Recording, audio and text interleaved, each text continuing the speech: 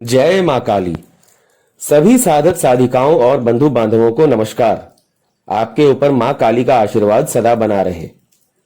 मां की एक भक्त ने ज्योत जलाकर अथवा ज्योत जलाए बिना मां की और अन्य देवी देवताओं की पूजा करने के संबंध में कुछ जानना चाहा है।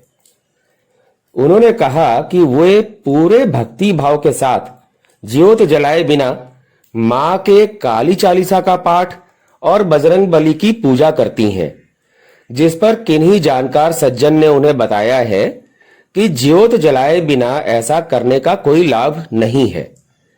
इस बात से मां की वे भक्त चिंतित हैं और जानना चाहती हैं कि क्या वास्तव में उनकी पूजा व्यर्थ जा रही है।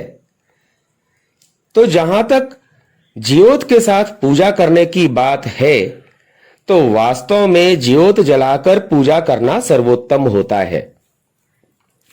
यदि व्यवस्था हो तो ज्योत अवश्य जलाना चाहिए और तभी पूजा पाठ करना चाहिए, परंतु मात्र ज्योत जलाकर पूजा पाठ करना ही पर्याप्त नहीं है।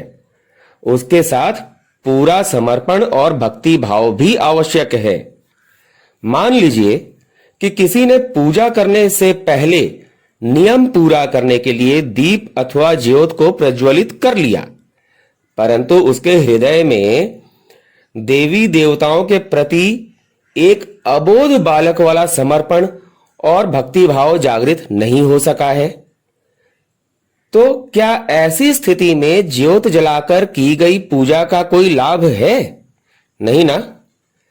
इसलिए पूजा पाठ के लिए ज्योत जलाना सर्वोत्तम तो है, परंतु हृदय में उस अबोध बालक की तरह समर्पण भी जागृत करना होगा, जो मां को अथवा देवी देवताओं को ही अपना सर्वस्व अर्थात सब कुछ मानता हो, उन्हें ही अपनी माता और पिता समझता हो।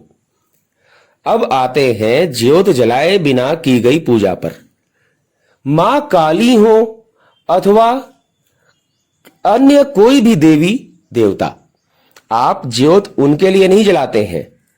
आप ज्योत अथवा दीपक का प्रकाश दिखाकर उन्हें मार्ग नहीं दिखाते हैं, बल्कि वह ज्योत अथवा दीपक तो आपके लिए है, आपको मार्ग दिखाने के लिए है, आपका ध्यान एकाग्र करने के लिए है।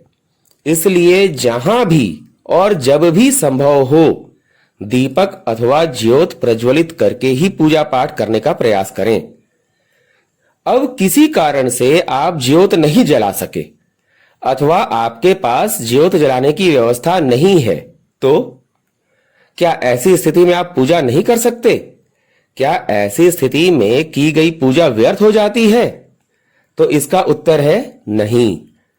ऐसी स्थिति में भी आपकी पूजा पूरी तरह से फलित होती है, लाभदायक होती है, परंतु यहां भी कुछ बातों पर ध्यान देना आवश्यक है।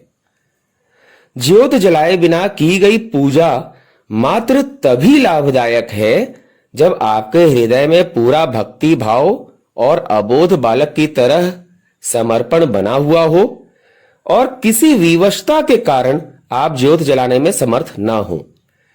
यदि आपके पास ज्योत जलाने का समय और व्यवस्था है, तो भक्ति भाव और समर्पण के साथ ही ज्योत भी अवश्य जलाएं।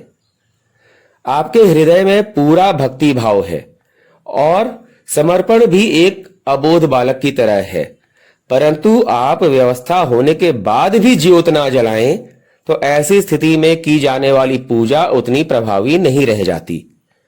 ऐसी स्थिति में तो आपकी एकाग्रता भी नहीं बन पाती है।